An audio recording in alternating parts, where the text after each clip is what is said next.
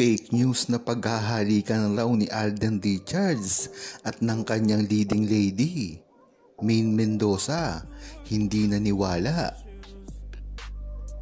Marahil ay maraming Aldab Nation ang hindi nakakita ng balitang ito. Ngunit maliwanag dito sa ipinakikita at pinalalabas ng mga mainstream media, lalong-lalo na ang mga tabloid, na walang pag-asa na makapagpaliwanag si Maine Mendoza at Alden Richards sa mga nangyayari. Ang balitang ito ay kumalat nang makitang umuwi si Alden Richards at Catherine Bernardo nang makita ito na magpaalam umano sa airport. Makikita kasi sa bidyong ito ang totoong nangyari. Panoorin.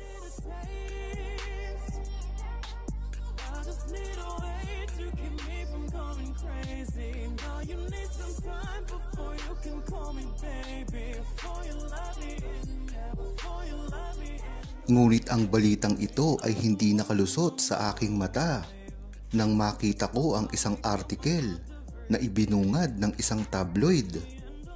Ang sinasabi dito, mahigpit na yakap na may halong paghagod sa likod at halik ang ipinabaon ni na Catherine Bernardo at Alden Richards sa isa't isa nang maghiwalay ang mga ito bago sumakay ng kani-kanilang sasakyan na nag-aabang sa Ninoy Aquino International Airport nang bumalik sila ng bansa mula sa Canada.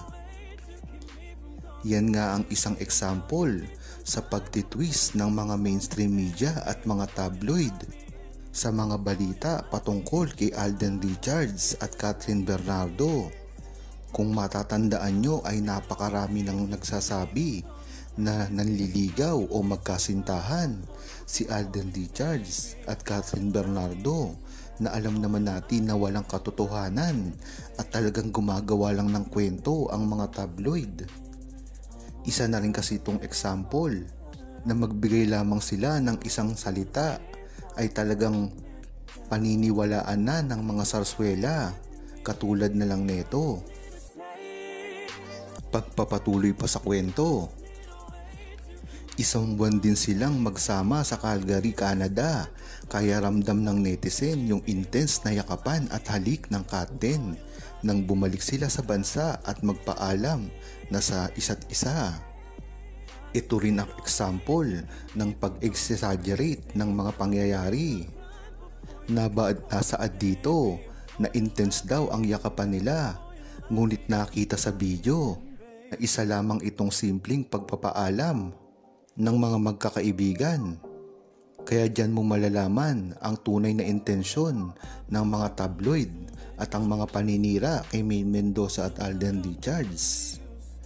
Pagpapatuloy pa, komento ng netizen at Catden fans online, mistulang eksena nga raw sa pelikula ang napaka-sweet moment na iyon, dalawang lead star ng Hello Love Again. Dyan mo rin talaga makikita kung paano talaga nila idinidiin sweetness ni Alden Richards at Catherine Bernardo. Ngunit ang nakitang video ay wala namang naging ganon na pangyayari. Dagdag pa, akala ko ba tapos na ang shooting? Bakit may mga ganitong eksena sa airport? Kilig overload. Parang sila na talagang dalawa. Sinagot na ba ni Kat si Tisoy sa Canada? Sana sila na talaga. Yan nga ang mga example ng komento patungkol sa nakita nila na pag-goodbye lamang ni Alden Richards. Talagang makikita mo dito ang sarswela. Talagang napatunayan ang mga paggawa ng kwento patungkol kay Alden Richards na ito ay makakasira sa kanya at kay Maine Mendoza.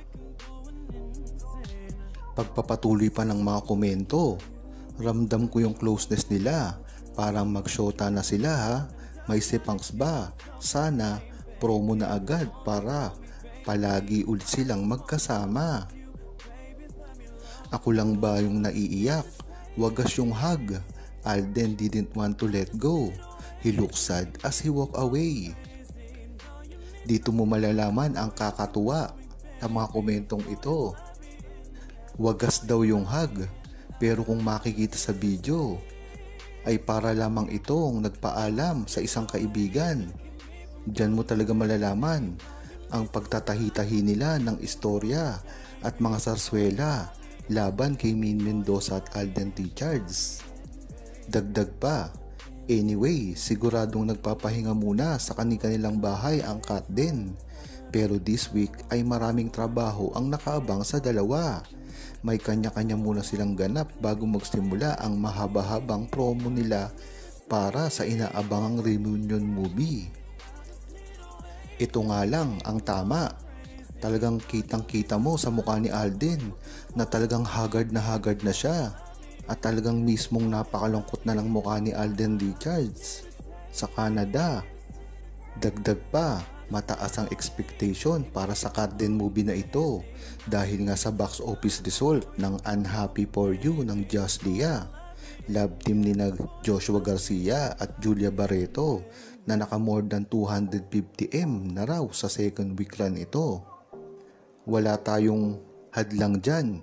Talagang para sa akin ay gusto ko rin namang panoorin ang Hello Love Again, lalong lalo na nandito si Alden Richards. Ngunit hanggang dun lamang ang suporta ko. Talagang kung tatanungin nyo ako ay maganda talagang collab team si Alden Richards at Catherine Bernardo. Ngunit hanggang dun na lamang yon. Hindi maaaring nagkakaintindihan sila sa personal na level. Dahil alam naman natin na si Alden Richards ay para kay Maine Mendoza lamang. Suportado ko si Alden Richards kahit ano pang gawin niya na proyekto. At kailanman ay hindi nangliligaw si Alden Richards kay Catherine Bernardo. Dahil kung talagang true-blooded Aldab Nation ka ay alam mo na si Alden Richards ay napakabait lamang sa lahat ng babae. Kaya ang isang artikulo na ito ay malamang ay walang alam kay Alden Richards, lalong-lalo na ang mga bagong miyembro ng mga Kat din, na kahit haglang ni Alden Richards ay paghihinalaan na nila na nagkakagustuhan o nanliligaw na si Alden Richards.